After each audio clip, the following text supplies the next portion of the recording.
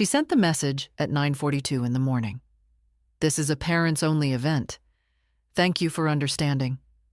No greeting, no explanation, just that line, polished, formal, cold, like I was some stranger who'd RSVP'd to the wrong address. My fingers hovered over the phone for a long time before I set it down, still unsure what had just happened. The event was my granddaughter's school play. 3rd grade. Sarah had been working on her lines for weeks, and I'd promised her I'd be there. Front row, if possible. She asked me to bring the scarf I knitted for her last winter, the one with the lavender stripes. She said it was her lucky scarf. And then this message. From Daniela, my daughter-in-law. My son Ryan didn't write it. He never does. He lets her handle the uncomfortable things, like he used to call them when he was a boy. Even now, I can picture how he'd avoid my eyes, like when he lied about breaking his sister's ceramic bunny. He was 6 then. 39 now. Some habits survive decades. I sat back on the kitchen bench, where the sunlight always falls at this time of morning.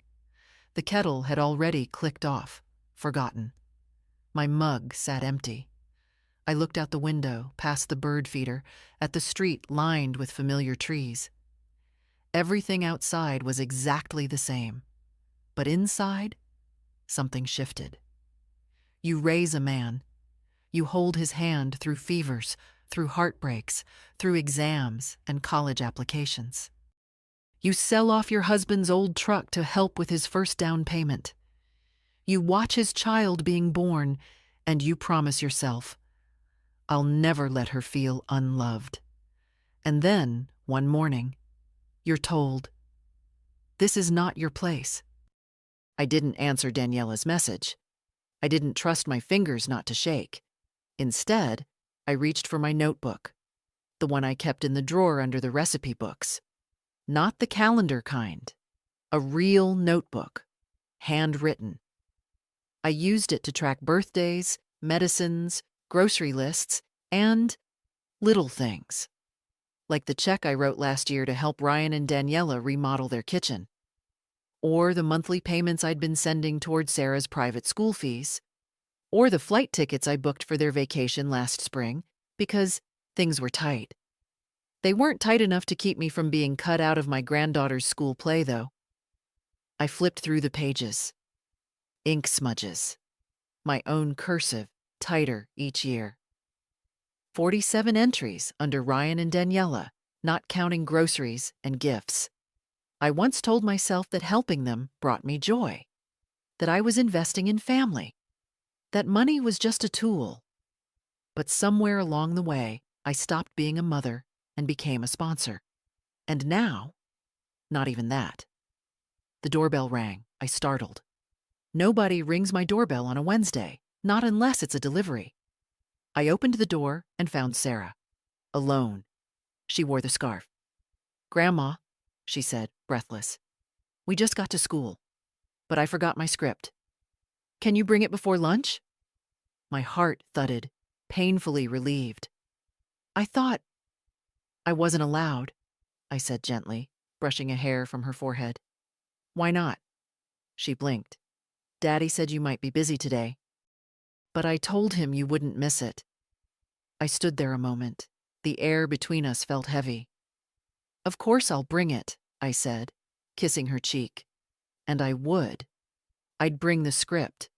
I'd sit in that auditorium if I had to stand in the back by the janitor's closet. I'd watch her say her lines in that lavender scarf, the one I knit while waiting for blood work results I never told anyone about. And I'd wait. Because this wasn't over. Not yet. I found the script exactly where I thought it would be, under the cushion of the armchair in the den, folded, a little creased, with a smudge of peanut butter in the corner. Sarah had been reciting it to me last weekend while we had sandwiches and tea. She'd stood on that very chair declaring, "I am the wind," with such pride it made me laugh out loud. As I slipped the pages into a manila envelope, I noticed the old clock above the mantel ticking just a bit off rhythm. It always did that when the humidity changed. It was 10:14. If I left now, I'd make it in time to catch the start of the school event.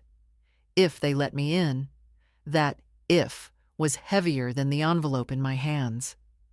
I changed my sweater, the one Daniela once called quaint, and brushed my hair back into the style I'd worn since before Ryan was born.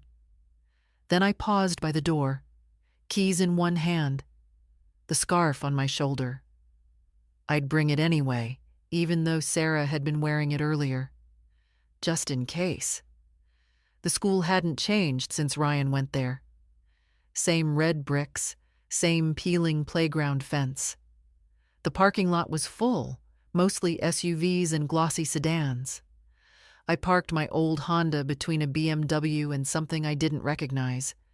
A car with a screen where the dashboard should be. A young woman in a headset met me at the front entrance, her clipboard clutched to her chest like a shield.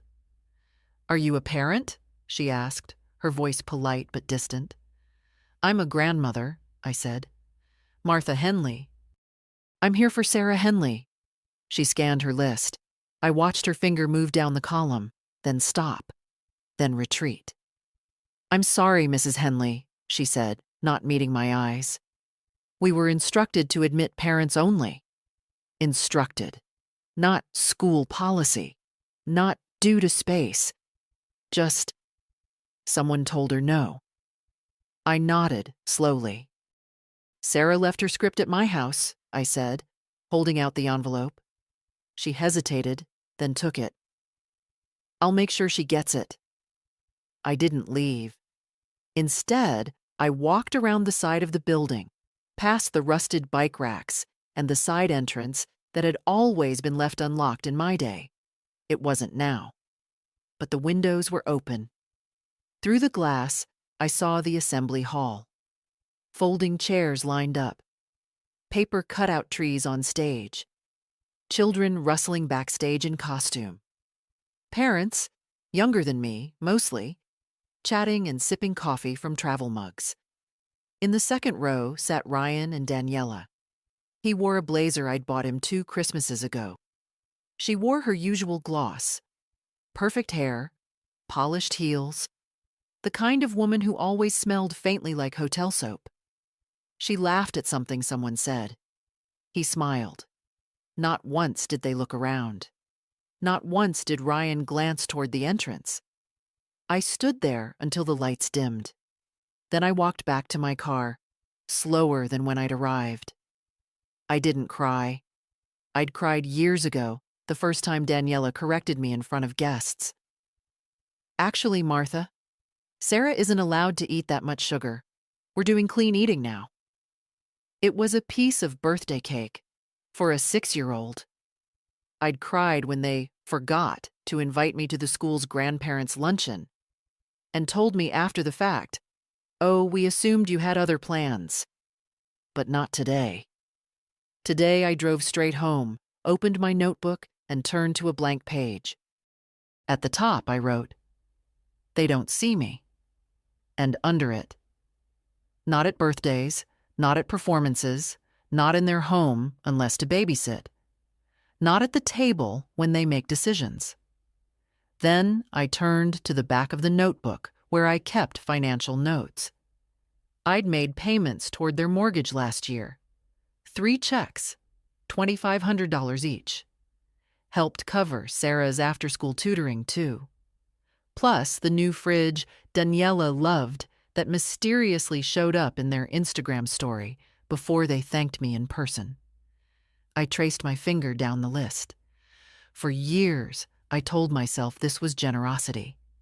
That love meant giving, even when it wasn't noticed. But standing outside that school window today, I realized I'd given them permission to forget me. Quiet permission. The kind that's easy to ignore. That would change. Not with shouting, not with scenes. But I would make sure they remembered me. Even if I had to start with myself. That night, I slept poorly. Not because I was upset. Not in the usual way, at least. No, what kept me awake was a quiet alertness. Like a bell had rung somewhere deep in my chest, and now I was just listening. I got up before dawn, made coffee, opened the curtains. The silence in the house was familiar. Not lonely, just mine. I'd lived alone for 18 years, first as a widow, then as the kind of mother who learns not to expect visits without a calendar reminder, then as a woman who stops counting how many holidays she spends in her own kitchen while her son's family eats somewhere else. I pulled out my file box, the one I kept tucked behind the linens in the hall closet. Inside were neatly labeled envelopes: mortgage help, school support, emergencies, each with dates, each with copies of checks, notes from Ryan, sometimes scribbled on the backs of receipts. Thanks again, Mom. This means so much. We'll pay you back as soon as we can. They never did. Not once. Not even partially. I don't say that with bitterness, just with the clarity of someone who's finally stopped pretending. It's strange.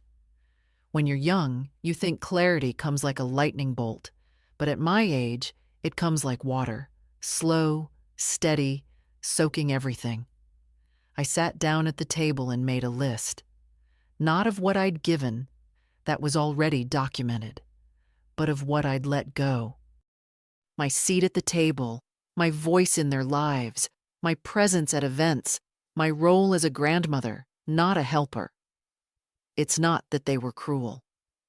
Daniela never raised her voice to me.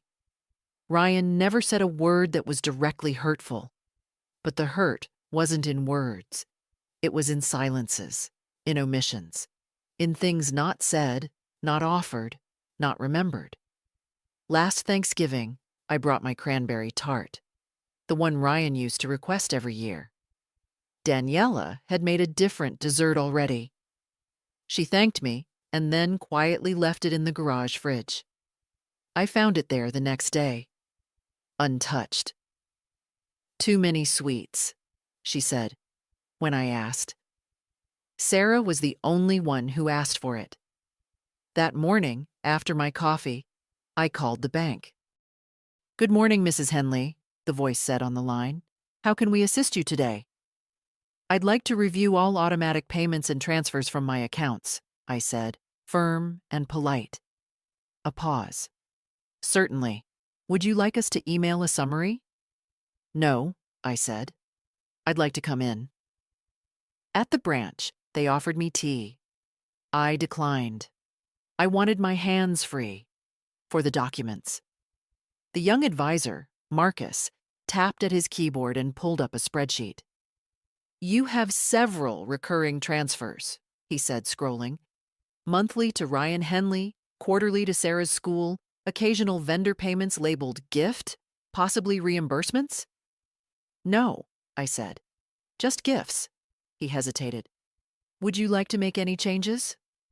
"Yes," I said. "I'd like to suspend all recurring transfers effective immediately." He blinked. "All of them?" "All of them," I repeated. "And I'd like to revoke the financial authorization Ryan Henley has on my secondary account." More blinking. "Of course, Mrs. Henley.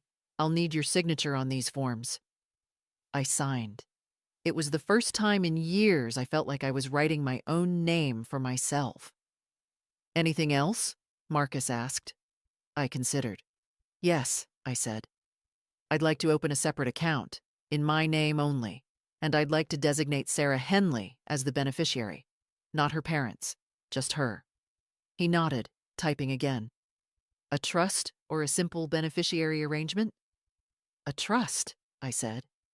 Sarah didn't need to know now, but one day she would. One day, when she was older and looking for a kind of love that didn't ask for performance or polish or permission, she'd know someone was always watching and remembering. By the time I got home, the air had turned sharp. Autumn was thick in the trees.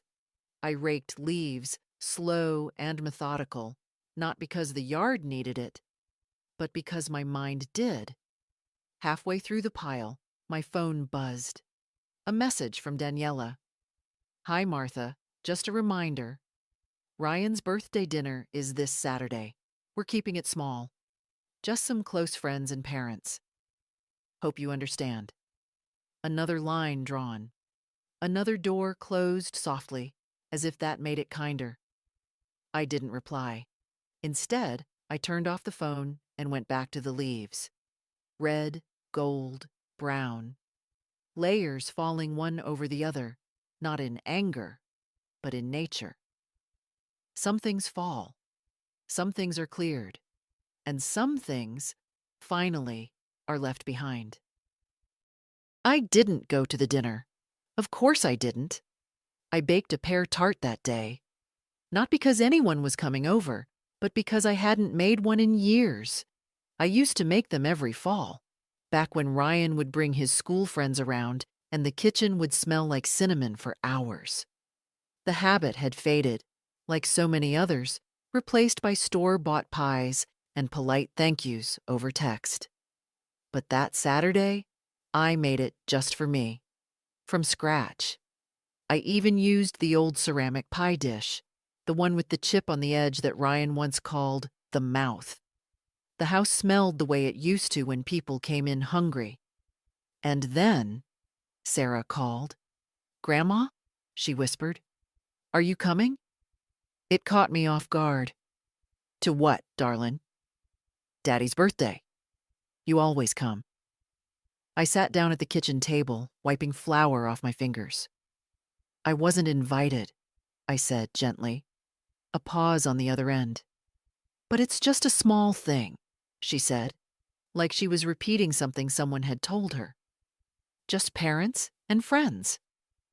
I didn't say anything. She continued, her voice smaller. "But I thought you were a parent too." That's when my chest tightened. Not because she was wrong, but because she was so right, and no one had explained that to her. "I was," I said quietly. "I am. But sometimes grown-ups forget who built the house they're living in." She didn't answer right away. I imagined her in the hallway, clutching the phone, unsure if she should have called. "Are you mad?" she finally asked. "No," I said. "Not at you." And I wasn't. Not at Sarah. Never at Sarah. I sent her home with a slice of tart the next day, wrapped in wax paper tucked inside the lunchbox she sometimes brought when she stayed over. I didn't hear anything back. Not from Ryan, not from Daniela. But I knew she got it. The paper came back folded carefully. No crumbs. On Monday, I got a letter in the mail. From the school. It was a thank you note. "Thank you for your generous donation to the Reading Garden Fund." It had a picture of children holding books under a tree. I hadn't made that donation. My checkbook was in my kitchen drawer. Untouched. The signature on the donation was mine, but not in my hand. I knew Ryan had access to one of my secondary accounts, the one I used years ago to help him with the down payment on their house. I never officially revoked his access. It hadn't occurred to me to do so until now. I drove to the bank that afternoon. Marcus, the advisor, looked startled to see me again. "There's a donation listed from my account," I said calmly. $500. Reading Garden Fund. I didn't authorize it." He tapped at his keyboard, frowning. "It was processed through the shared access. Authorized by Ryan Henley." I nodded. "I'd like a written record of all activity from that account for the last 2 years. And I want it closed." Marcus hesitated. "We'll need some signatures, and we'll need to notify—" "I don't need him notified of anything," I said. "I'm the account holder. The money is mine." Another pause, then a quiet, "Yes, Mrs. Henley." By the time I left the branch, it was raining. Not hard, just the kind of drizzle that softened the corners of everything. I didn't have an umbrella. I didn't need one. I let the rain touch my face, cold and clean. Let Ryan explain to the school why the donation was rescinded.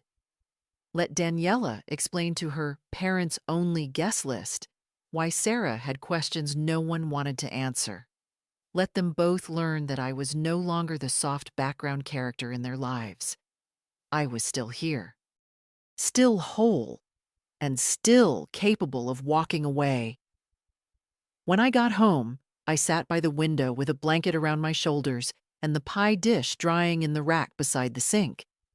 I thought about the word parent, how it doesn't expire with age, how it doesn't disappear just because someone else calls themselves the head of the table. I raised a man. I fed him, taught him, held him during fevers. I stood in auditoriums, applauded his plays, sat through his college graduation in the blistering sun. He was once small enough to rest his head on my chest and cry about a scraped knee. And now, he signs my name to checks I didn't write. Parenthood doesn't come with conditions, but respect does. And if I wasn't going to be given it freely anymore, I would take something back instead.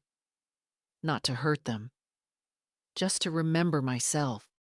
2 days later, I found Sarah sitting on my porch step, her school backpack beside her and her shoelaces untied. She wasn't expected. She didn't knock, just sat there like it was her natural place in the world. "Does your mother know you're here?" I asked, opening the screen door. She shrugged. "She thinks I'm at Ellie's house. I walked here after school. It's a 1.5 miles from her school to my house. She's 9. I didn't ask why. I just opened the door wider. Inside, she went straight to the kitchen, like always, and pulled out the wooden stool. Same one Ryan used to sit on when he was little, swinging his legs while I made grilled cheese.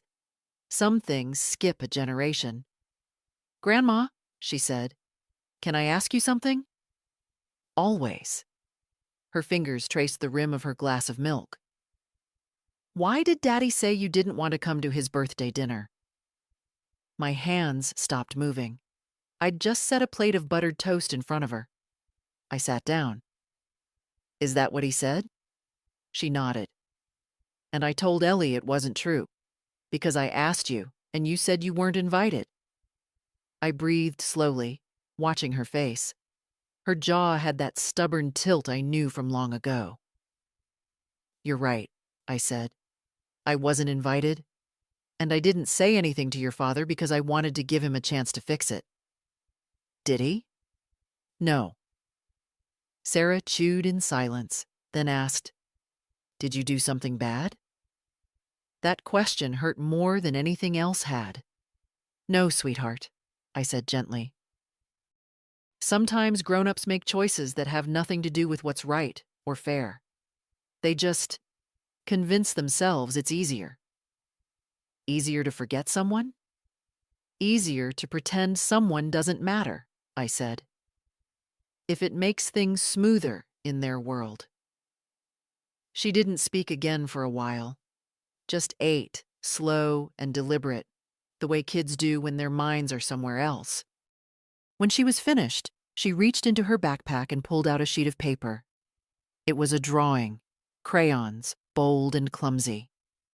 Me and her sitting under the apple tree in my yard, cups of tea between us. A banner hung above. "Grandma's house, my favorite place." "I made this," she said, "but Mom said we had to give something else to the teacher. Something more appropriate."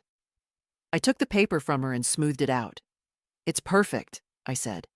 "Absolutely perfect." Sarah stayed for an hour, long enough to color, read half a book, and ask if she could borrow my scarf just for a few days. I let her. After she left, I stood in the hallway holding that drawing. So much of my life had been spent waiting to be seen. By my son, by his wife, by the people they surrounded themselves with. But this child, she saw me, in a way her father hadn't for years. That evening, I sat at the dining table with my old legal folder. It still had my original will in it, yellowed at the corners. I'd made it right after Edward died. It named Ryan as my sole heir. He was my only child. It had seemed obvious. But obvious isn't always right. I made a list of what needed changing, not out of revenge, not even to make a point, just for clarity, for truth. Sarah deserved more than stories about a grandmother who used to be around. She deserved something that said, I was here. I mattered. And I chose you. I called my lawyer's office the next morning, the same man who helped us with Edward's estate. His secretary still remembered me.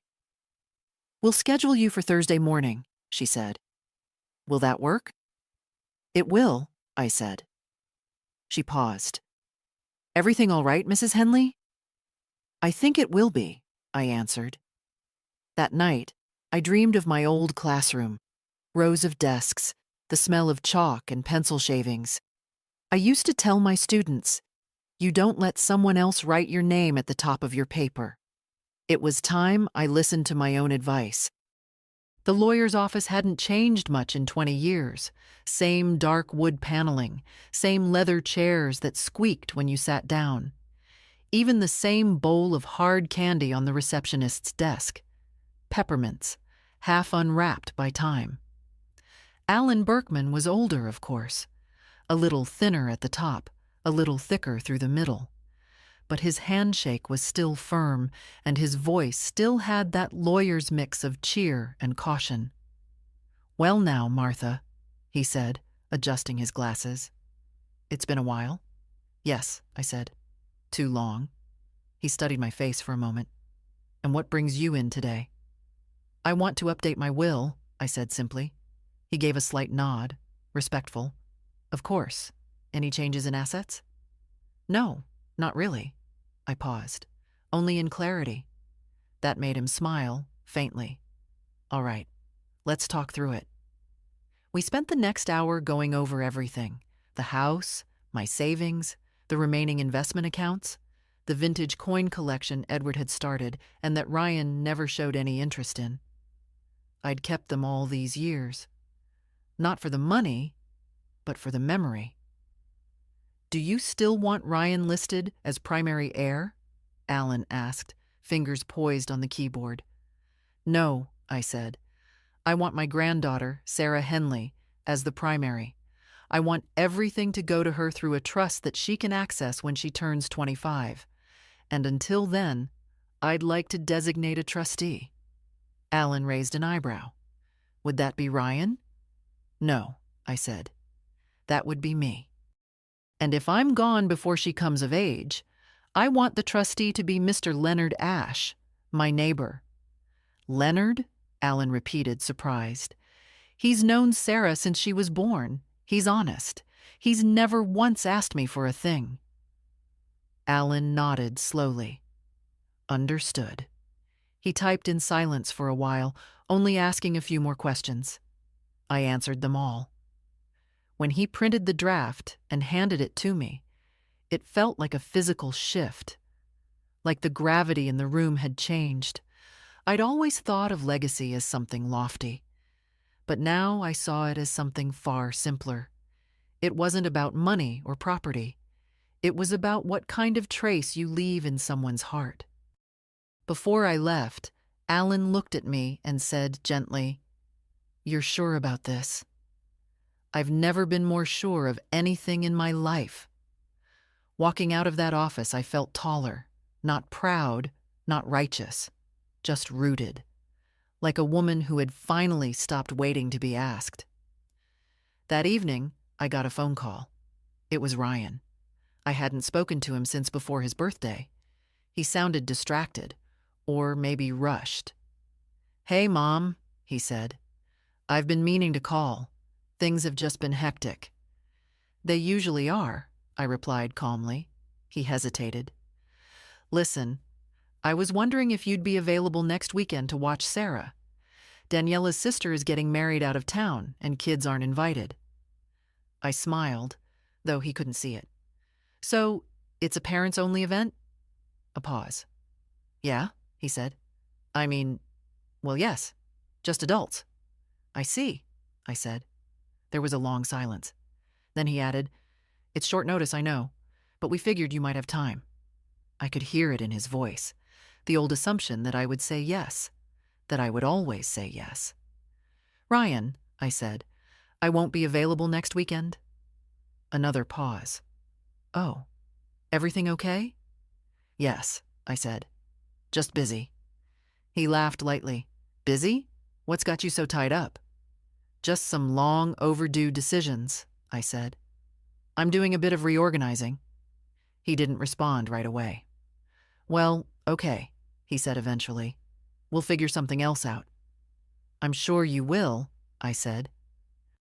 After we hung up, I sat down at the kitchen table with a cup of tea and watched the light change across the floor. That same strip of late sun always landing just beneath the window. I didn't feel triumphant, just peaceful, like someone who had finally stepped out of the waiting room. The Saturday I wasn't available turned out to be beautiful. Crisp air, sunlight through the sycamores, that kind of clean autumn quiet that makes you feel like the whole town is holding its breath. I woke early, not for anyone else, just because I wanted to.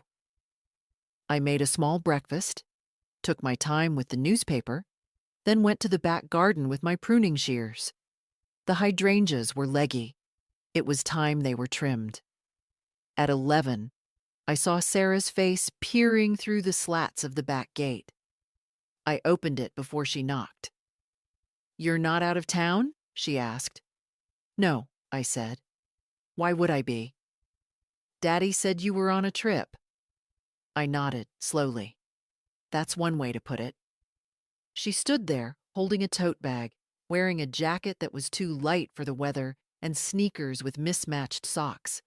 She looked, in that moment, not like a little girl, but someone on the verge of realizing something they can't quite name yet. I brought my book, she said, lifting the bag.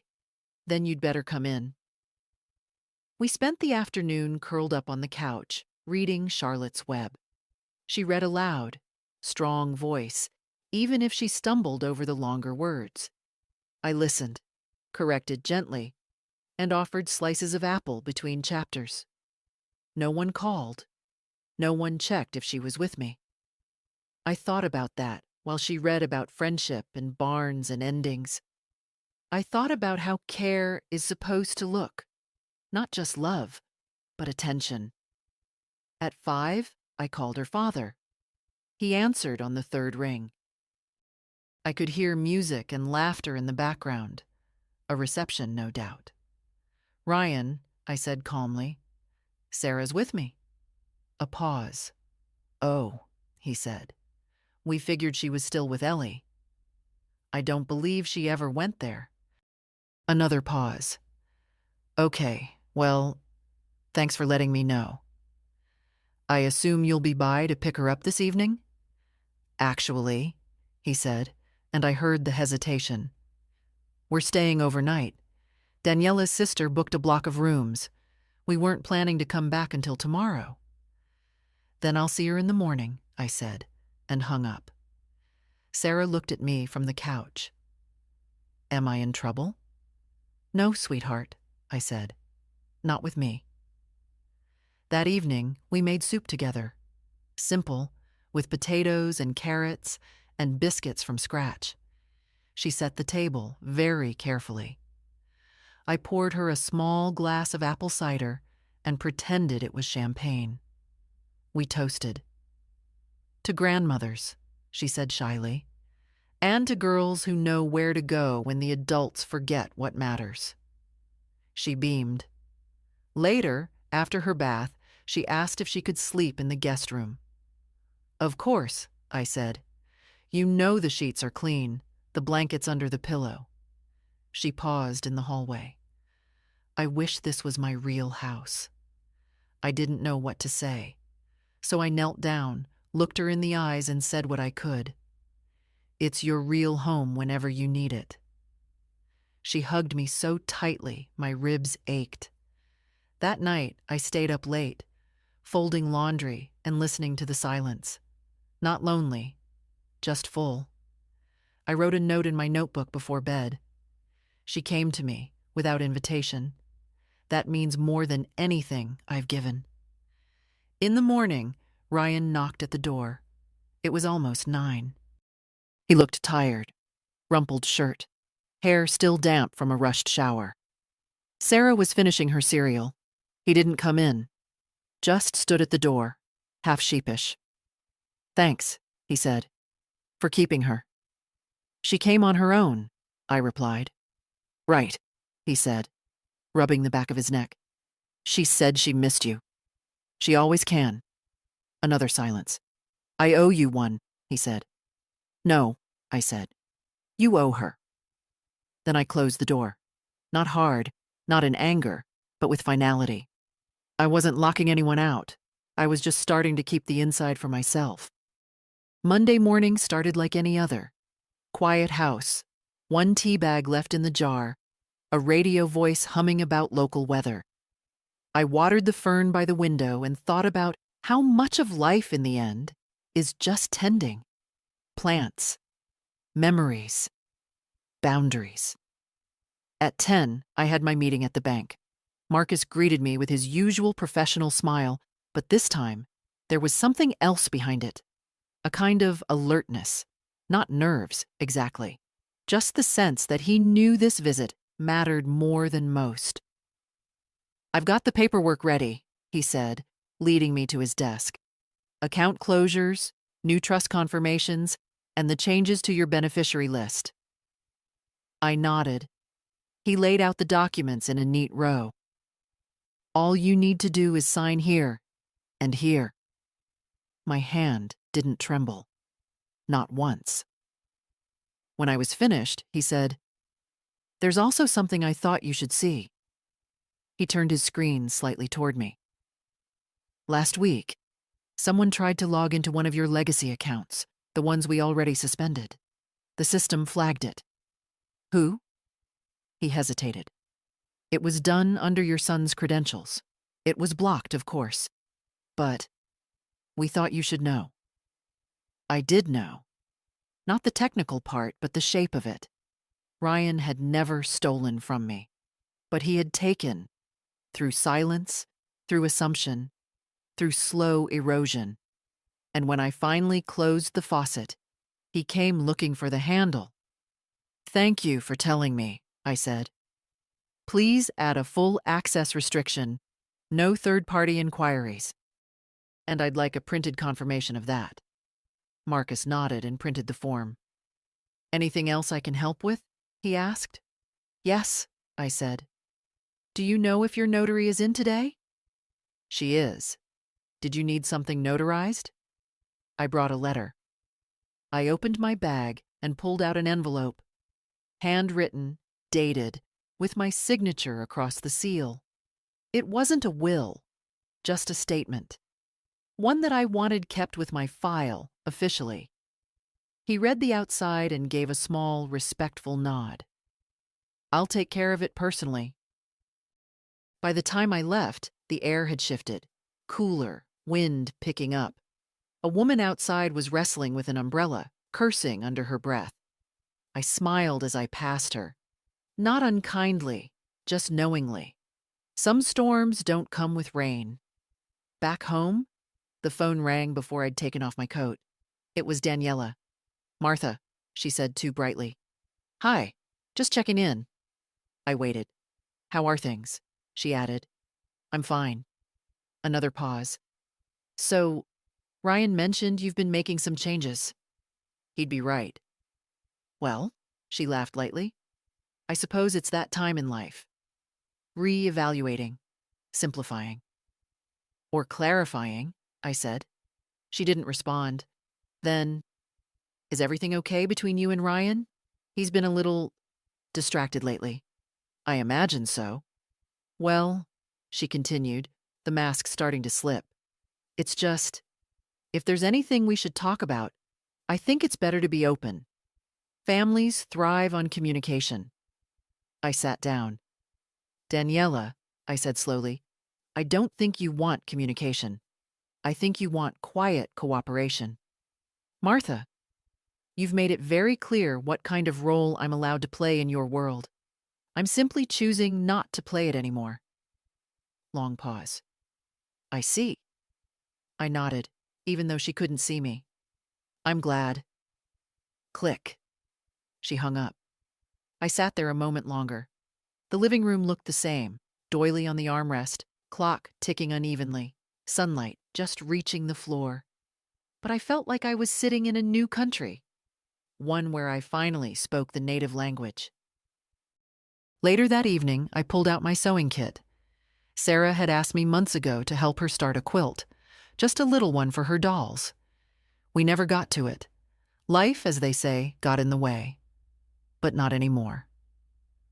I pressed the cloth smooth, threaded the needle, and started with a corner.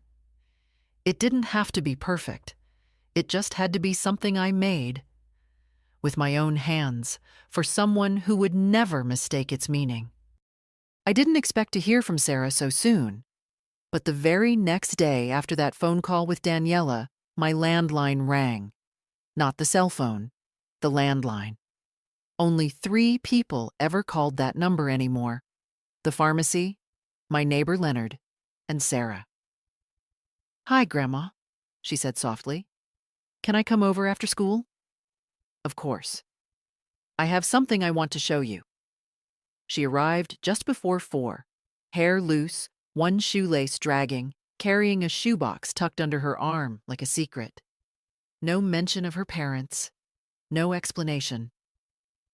We sat at the kitchen table. She opened the box carefully, revealing papers, folded notes, and little scraps of construction paper. The kind of treasures only a child would keep. A plastic ring, a dried flower, a tiny stuffed dog the size of a key. But right in the middle was a notebook. Spiral-bound, the kind sold in school supply aisles, but the cover was completely covered in stickers. Letters. Hearts. Stars. I started writing things down, she said. Like you do. She showed me page after page. Drawings, sentences, stories that didn't quite connect but were beautiful in their honesty. One page just said, "Sometimes Grandma says nothing and I know exactly what she means." Another, "I like that she listens even when I talk too slow." There was one page I hadn't expected. A drawing of a long table with stick figures around it. Most had names, Daddy, Mommy, Aunt Marla, and one figure on the outside with a question mark above her head. "That was your birthday," she said. "You weren't there." I swallowed. "That's me?" She nodded. "Why the question mark?" "Because I didn't know why they left you out. And when I asked, everyone got quiet." I took a breath, steady and slow. "You shouldn't have to ask those questions," I said. She looked at me. "But I do." We sat in silence for a few moments. Then she slid one last paper from the bottom of the box. A note written in her hand, a little messy, but clear. "When I'm big, I want to live with Grandma, because it feels like I can breathe there." That was the moment something in me shifted. Again. Not in pain this time. In purpose. "Sarah," I said, "do your parents know you're here?" I said I was going to the library. "And are you supposed to check in?" She looked down. "They don't really ask anymore. I just tell them where I'll be." That stayed with me. After she left, walking back with my extra flashlight because the sun was going down earlier now, I sat in my chair and held that notebook. I remembered something Ryan once told me when he was 10. He'd gotten in a fight at school, nothing serious, just words. And when I asked why he didn't tell the truth, he said, "Because it's easier to keep pretending you're the good guy if nobody hears the bad parts." Maybe that's all this had become. A grown man pretending he was still the good guy, so long as no one else heard the silence he'd left behind. But Sarah was listening. Sarah heard. That night, I wrote a letter. Not to Ryan, not to Daniela, but to Sarah. A real letter on heavy paper with my neatest handwriting. Dear Sarah, you are never invisible to me. You are never too slow, too loud, too much. You are exactly the kind of person I dreamed you'd become. Curious, kind, and strong in all the ways that matter. When you feel small in the world, I hope you remember, you were my reason to speak up. Love, Grandma. I folded it, slipped it into an envelope, and tucked it between the pages of a book I'd been saving for her. Anne of Green Gables, with my annotations in the margins. She wouldn't find it today, but one day she would. And when she did, I wanted her to know that everything I'd done wasn't about turning away. It was about turning toward her, the only one who had never needed me to prove my worth. It didn't take long. 2 days after Sarah's visit, Ryan showed up at my front door. No warning, no text, just a knock, loud, hurried, like he had something to say and had rehearsed all the wrong words. I opened the door without a smile. "Can I come in?" he asked. "That depends," I said. "Is this a visit or a performance?" He blinked. "What? I mean, are you here to see me? Or to tell me how I'm misunderstanding everything?" He didn't answer.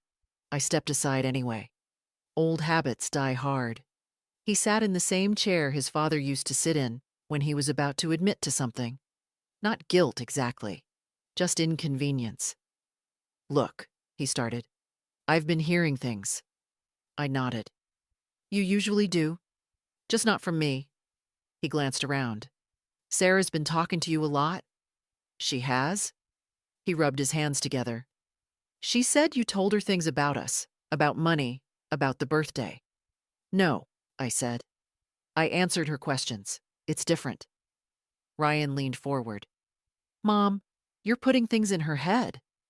I met his eyes. "Ryan, those things are already in her head, because she sees, she hears, and because you've made decisions that don't leave room for explanations." He leaned back. "Daniela's furious." "I'm sure she is. She thinks you're trying to turn Sarah against us." "I'm not trying to turn anyone," I said. "I'm just not standing in the corner anymore pretending the room isn't full." His voice rose, defensive. "We've done our best, okay?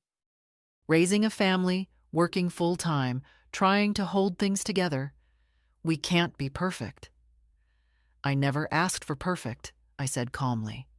"I asked for a seat. At the table. At the ceremony. At the life I helped build." His jaw tightened. "This is about money, isn't it?"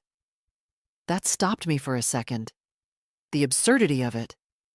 "You think this is about money?" I asked. "Ryan, I changed your diapers. I buried your father and paid for your first car. I covered tuition when you failed to get your last semester's scholarship. I sold my mother's silver to cover your mortgage's balloon payment that you forgot to mention." He looked away. "I gave because I loved, not because I expected return. But love," I added, "shouldn't require silence to be accepted." He sat there, quiet for once. I let the silence stretch. Then I said it. "I've changed my will." His eyes snapped back to mine. "What?" "I've moved everything into a trust for Sarah. You are no longer my primary heir." He stared at me like I'd slapped him. "You're punishing me." "No," I said. "I'm protecting what matters. You have a house, a job, a family. What you choose to do with them is your decision. But I won't continue feeding a system that pretends I don't exist until it needs a check." His mouth opened, closed again. I stood. "I'd like you to leave now." "Mom? I'm tired, Ryan. And I've spent too many years trading pieces of myself for the hope that you'd look at me the way you used to. That boy, the one who ran home with scraped knees and hugged me without shame, he's gone. and that's okay. But I don't owe this new version of you anything." He rose slowly. "You're making a mistake," he said. "I already made it," I replied. "For the last 15 years. He walked to the door without another word. When it closed behind him, the sound wasn't loud, but it was final. I stood at the window and watched him drive away, tires crunching over fallen leaves. I didn't cry. I boiled water, poured myself tea, pulled out Sarah's quilt in progress and resumed the stitching, corner by corner, square by square. That evening, I wrote again in my notebook. He came not to apologize, but to reclaim. I gave nothing back, and it was the first honest thing I've done in years. The next few days passed without interruption. No phone calls, no knocks at the door, not even a just checking in text from Daniela. It was quiet, and in that quiet, something inside me settled. I found myself humming while I washed dishes. I went to the farmer's market on Thursday and bought myself flowers. Not out of spite, but because the sunflowers reminded me of my mother's kitchen. I finished 2 books. I sewed 4 more squares into Sarah's quilt. I slept without dreams. And then, on Saturday afternoon, Sarah came again. She didn't come with a question this time, or a shoebox, or a secret. She just walked in, kicked off her shoes like she always used to, and said, "I brought pie." It was store-bought, still warm in its plastic container. Apple, overcooked, but it was hers. I set 2 plates on the table, pulled out the good forks. "Is everything okay?" I asked. She nodded. "I just wanted to see you." She didn't mention her parents. Neither did I. We talked about her school project, a report on the solar system. She'd picked Saturn because she liked the rings. I told her about the time Ryan made a papier-mâché Mars for the science fair and accidentally glued his hand to the base. She laughed so hard her eyes watered. When she stood to leave, she asked, "Can I take the quilt with me when it's done?" "Of course," I said. "I want to keep it forever." "I made it for that." She hugged me long, not the usual squeeze and go hug. A real one. The kind that stays in your shirt collar afterward. And as she pulled away, she looked up at me and said, "I don't care what they say. I know what love looks like." Then she left. It took me a long time to move after that. I sat with her words, like a warm stone in my lap. Later that night, I turned my phone back on. Not because I missed anything, but because I no longer feared what might be waiting. There were messages, of course. A string from Daniela, ranging from passive concern, "We haven't heard from you," to veiled rebuke, "It's important not to confuse a child," to direct irritation, "This is getting out of hand, Martha." A single voicemail from Ryan. His voice was tired, flatter than usual. "Mom, I don't know what's going on anymore. Sarah's not herself. She's pulling away from us. You've always been good at getting through to her. Maybe you could talk to her. Help us. Please." It was the word please that struck me, but not the way he intended. Please, but not "I'm sorry." Please, but not "I was wrong." Please, only when the silence became inconvenient. I didn't respond. Instead, I wrote a letter, a real one, pen to paper. But it wasn't for Ryan. It was for myself. I wrote, "You did not disappear. You were erased. Gently, methodically, with smiles and closed doors. But still, erased. And now you are writing yourself back in, one sentence at a time." Then I tucked the letter into the back of my notebook. Some stories don't need to be mailed. They just need to be told and believed. On Sunday, I did something I hadn't done in years. I left town. Nothing dramatic. Just a bus to a nearby village with a small lake, a used bookstore, and a diner that still served pie from metal tins.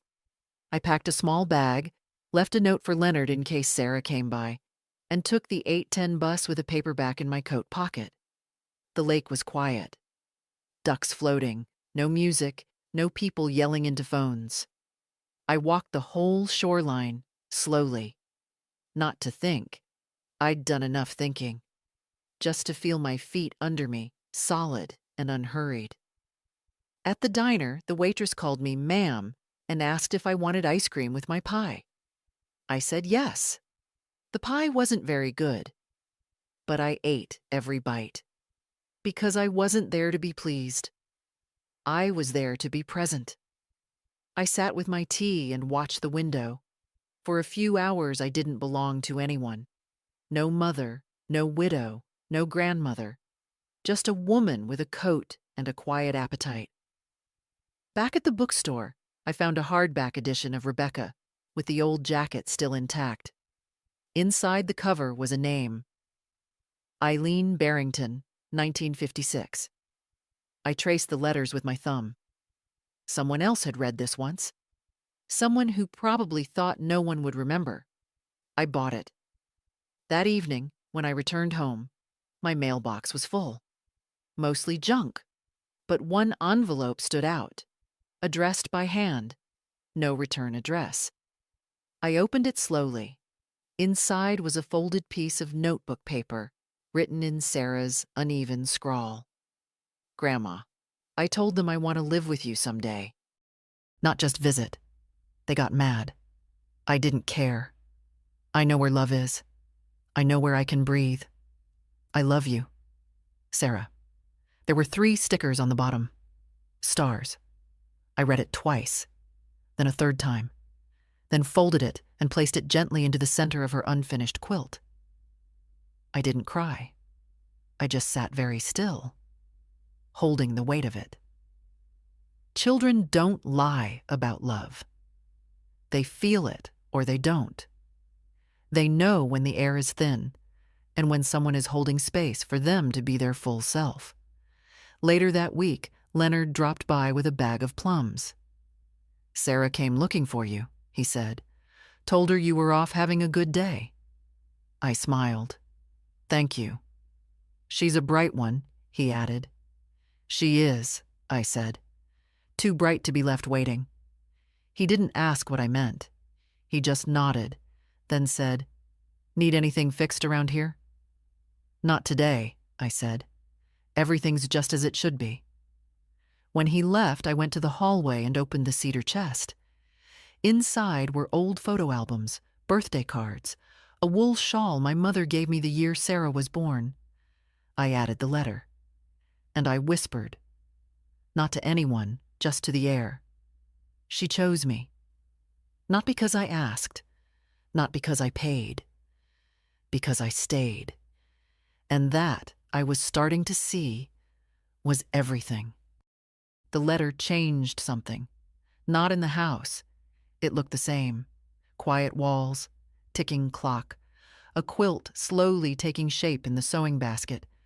But in me, that one sheet of notebook paper, written in a child's careful hand, said what no adult in my life had said for years. I see you. I choose you. And with that, the air in my lungs got wider. I made no announcements, no social media posts. I didn't set the record straight. I just lived that next week like a woman who didn't need permission. On Wednesday, I went to Sarah's school for their annual fall book sale. No one invited me, but I went. It was open to the public. That's what the sign said. I wore my gray wool coat. The one Daniela once said made me look a bit too much like a substitute librarian. That day, I chose it on purpose. Sarah's eyes lit up the moment she saw me. You came. Of course I did. We walked the rows of tables, flipping through paperbacks and picture books. I bought her a used copy of A Wrinkle in Time and a pencil with a silver moon on the eraser. Daniela was there too, of course. I saw her across the room, standing with the other mothers. Expensive scarves, shiny boots, the quiet hum of judgment. She saw me, and for the first time, I didn't look away. She didn't come over, but Sarah did, several times, smiling, tugging my sleeve, reading aloud a sentence she loved. At one point, a teacher came up, Mrs. Rendell.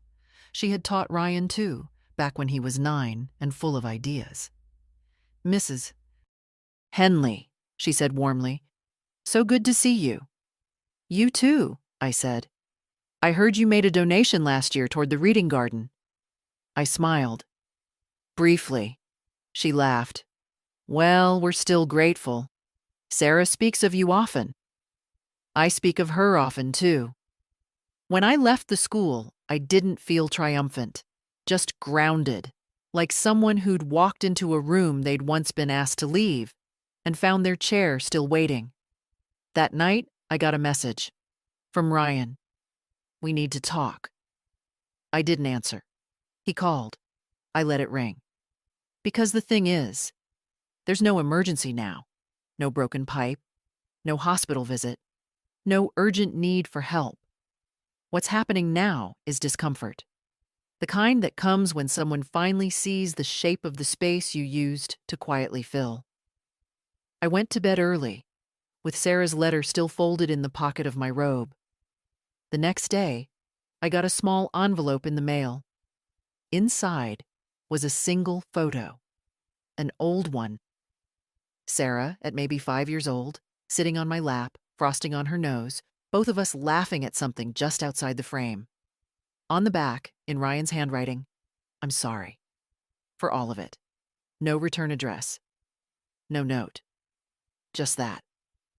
I sat at the table for a long time, holding that image. It wasn't enough. Not yet. But it was something. Something Sarah would one day need. So I slipped the photo into the same envelope as her letter and added a small note of my own. "This is what love looks like." And I tucked it between the folds of her quilt. The next time I saw Ryan, he didn't knock.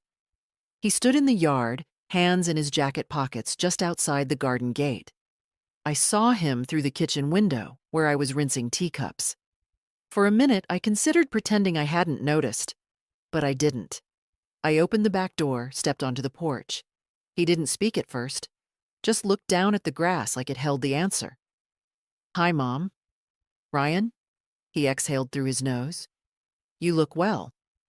"I am." Another pause. "I've been thinking," he said. "A lot, actually." I waited. I didn't realize how much space you were holding, not until it was gone. Still, I waited. "I'm not good at this," he said. "I know." He looked up at me then. Really looked. I was selfish. Not in a loud way, not like on purpose. But I think I started thinking of you as someone who was just always going to be there. Like the lights in a hallway. You don't notice them until it's dark. That image stayed with me. "I didn't try to hurt you," he added. "I just didn't try hard not to." There it was. The truth, or at least his portion of it. "You let Daniela make most of the decisions," I said. "I understand. But you didn't speak when it mattered. You didn't stop her from drawing lines I never crossed." He nodded. "I know. You signed my name to money I earned." He flinched. "I know. You watched your daughter get closer to me, and instead of gratitude, you felt threatened." He blinked. "That part I didn't see. Until she started asking us the hard questions. She asked them because no one else would." He nodded again. The wind moved through the trees behind us, shaking down a few last dry leaves. "I'm not asking you to undo everything," he said. "I just want to start again." I studied his face. Still my son, but older. Worn down in ways I had nothing to do with. Life had done its carving, and some of that had nothing to do with me. "You can't start again, Ryan," I said softly. "But you can start forward." He swallowed hard. "What does that mean?" It means I'm not going back to being the woman who waited to be invited. I'm not going back to silent sacrifices. He nodded slowly, like he understood but didn't know what came next. I'd like to be in Sarah's life, he said. Properly. With you. Not around you. That's not my choice, I said. That's hers. But if she brings you, I won't close the door. He looked relieved, but careful. She wants to bring you to the school concert next month, he said. She wants you to sit in the front row. I will. He shifted on his feet. And Daniela, she's still adjusting. I imagine she is. She may never, she may not, I said. And that's all right. I don't need everyone's welcome mat, just space enough to breathe. Another long pause. Then he asked, almost sheepishly, Is there any pie left? I laughed, not because it was funny, but because it was the most familiar thing he'd said in months. In the fridge. We sat on the porch steps and ate it cold, straight from the dish, with 2 forks. Just like we used to when he was too old for bedtime, but not quite done being a boy. He didn't ask about the will.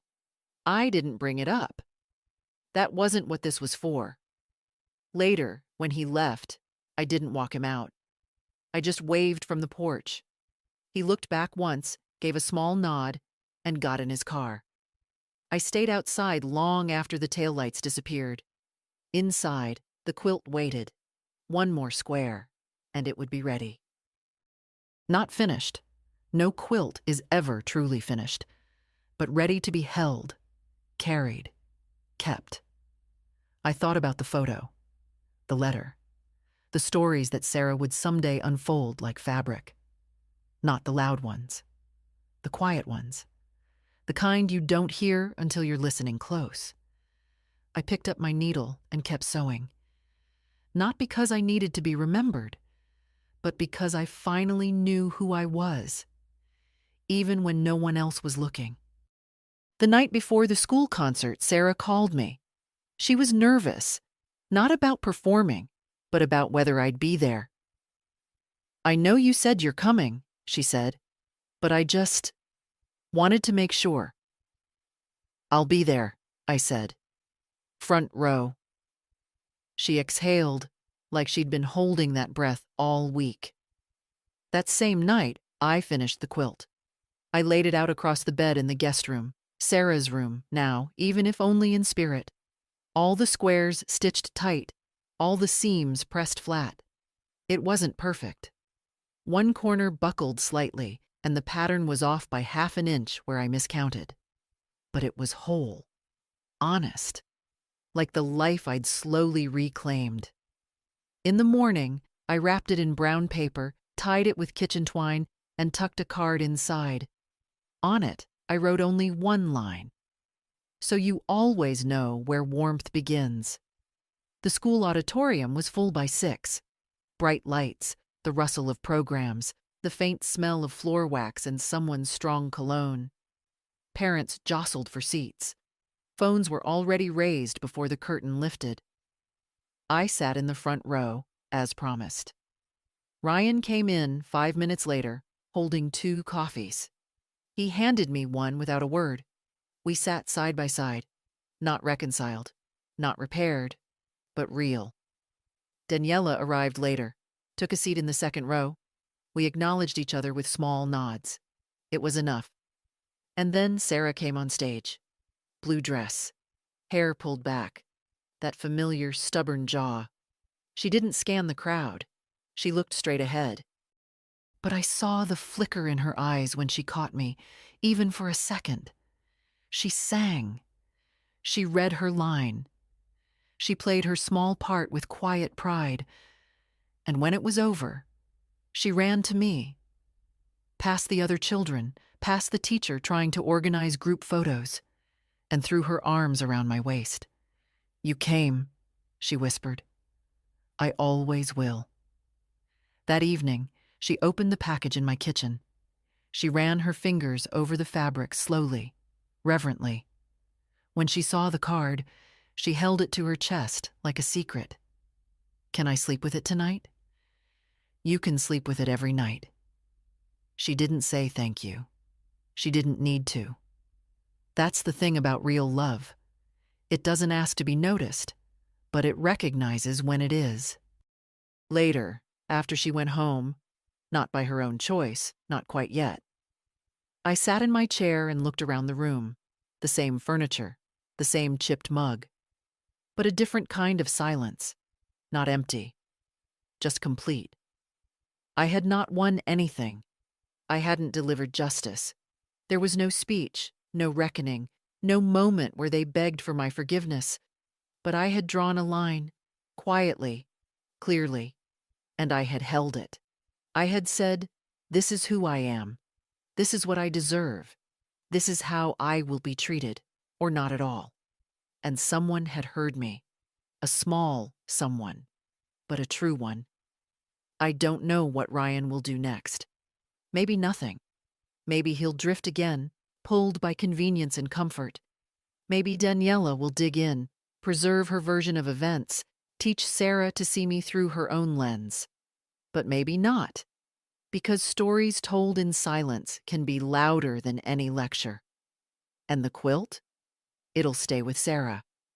One day she'll unfold it in a dorm room, or a first apartment, or after a heartbreak, and she'll run her hand across the seam and remember.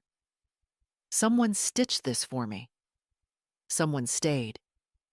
And for you, reading this now, if any part of it felt familiar, if you've ever sat quietly in a room you used to belong in, if your name has ever disappeared from a list where it once lived, know this: you are not gone. You are not forgotten.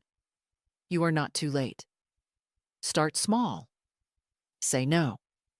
Say yes. Take back the keys you gave away without meaning to. You don't need to fight.